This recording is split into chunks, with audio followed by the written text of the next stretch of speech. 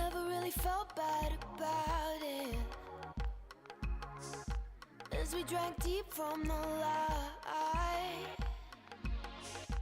'Cause I felt melting magnets, babe, the second I saw you through half shut.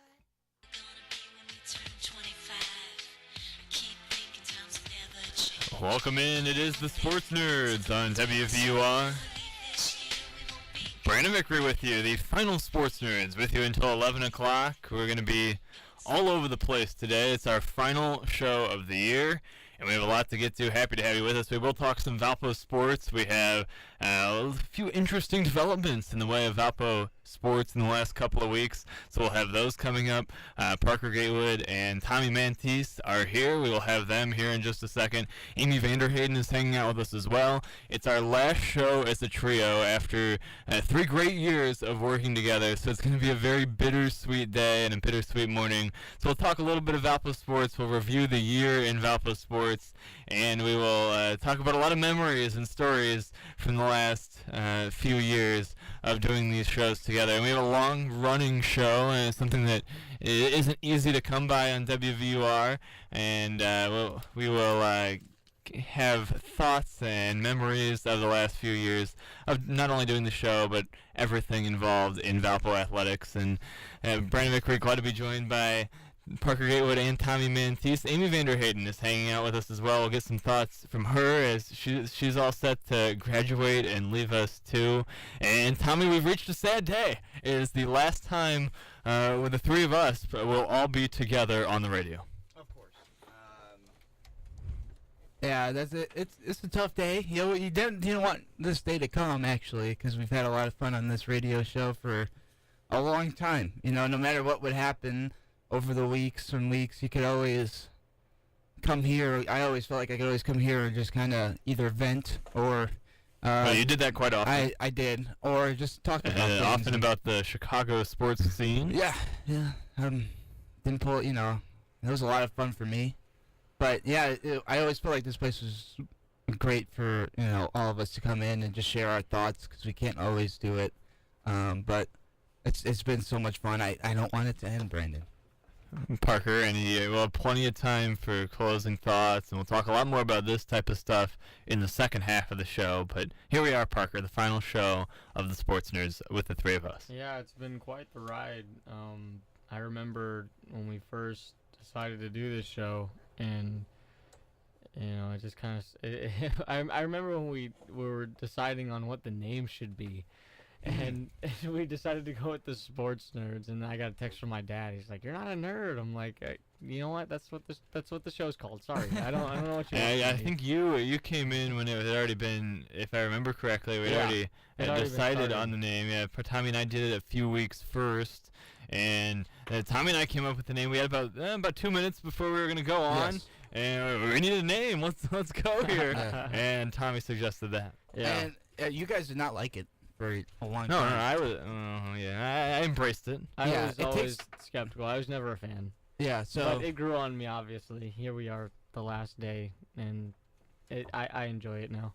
Let's bring Amy in here and get her involved in the program as well. Amy, you've had a chance to be around us. Any final thoughts on the Sports Nerds here to kind of get us going on this final edition of the show? I'm going to miss it. This is one of the few things I listen to on WVUR. Besides, I'm one of those people that I just listen to Valpo Athletics, and then when Anthony's on. Yeah, all your favorite people, right? Exactly.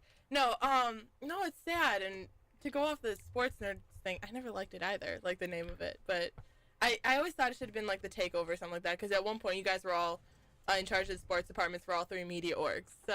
Yeah, at one point, as in like last week. Yeah. Way back in the day. Yeah, way back in the day. No, but it works. I like it. Someone left a cute note for you guys on the door this morning, and it wasn't me, I promise. Saying good luck. So, that's cute.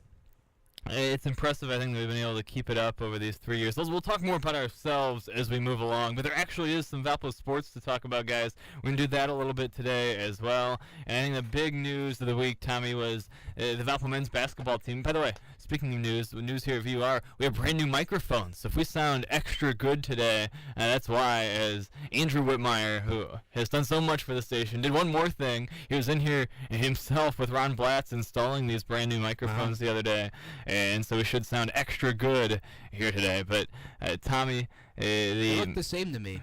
No, they are the exact same. They're just new, so they look the same. But the important thing is, Tommy, this is radio. Do they sound the same? And I don't think so. They sound a lot better. Good. Yeah, I think so too. My headphones are not working properly, so I can't hear it per se.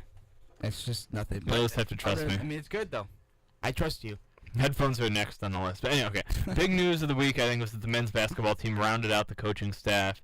And it seemed like Matt Loddick, Tommy, got a pretty good haul of qualified assistant coaches to come in and join he and Luke Gore. Yeah, it looks like that team and their coaching staff is going to work out pretty well. You get a good amount of experience with a couple different guys. You get the Northern Kentucky guy. Well, I mean, he had 12 years of coaching experience. He had been all over the place. I think with Matt, it was getting experience. It was getting familiarity with the league, and it was getting guys that know how to recruit and to know how to coach at the level of the mid-major. I think he did a good job of getting guys that I think believe in his system, and we'll see what happens when it all turns out. And Matt Loddick did a video interview with Todd Eichow yesterday. A lot of excitement surrounding the program. Still some question marks going into next year. You still don't know what Alec Peters is going to do. You still have some player question marks. But you have to like the approach that he's taken so far, Parker. We've had a few weeks now since our show right after the hire, and he seems like Matt Loddick has dove right in and really has a lot of enthusiasm, energy, and youth brought to this head coaching position, and he surrounded himself with some qualified coaches to make you think that there's some good things going forward for Valpo men's basketball. Yeah, I think, when they first decided after Bryce left to make Matt Loddick the head coach, I think that was the best move that they could have made, because it's someone from in the program. It's someone who's been around the system for a long time. He got to learn under Bryce, and he has the playing history. He's a very, very solid basketball mind, and I do not doubt that the people that he brought in to help coach and be a part of his system will help tremendously in the vision for what Valpo basketball is going to the future. And I think him and Luke Gore paired together are just it's good. I don't think Valpo basketball is in such a different state as a lot of people have come to believe. Obviously with the Drew dynasty ending, it's completely different, but I feel like it's almost the tradition just kind of carries on, because Matt's been here for the time, and he's been able to learn, and Valpo basketball is in good hands. It certainly seems to be so. I guess time will truly tell one way or the other.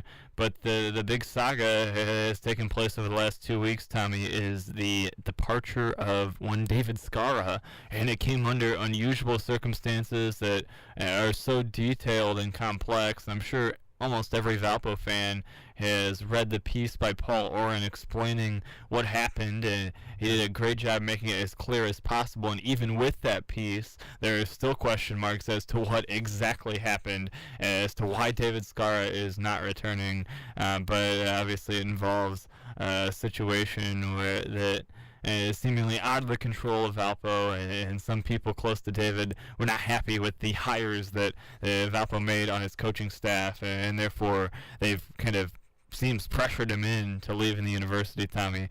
So certainly a big loss, and certainly a unique situation with his departure. Yeah, and that's the frustrating thing. I think you did a good job of explaining it. It doesn't seem like this is a decision that David Skara has made it seems like, and Paul Orr made it sound like that this was a decision made by other people and there's politics involved. And that can be a very frustrating thing, because if you look at David Scarra's overall numbers, yes, he hit big shots in his Valpo career over those 2 years, but he's only averaged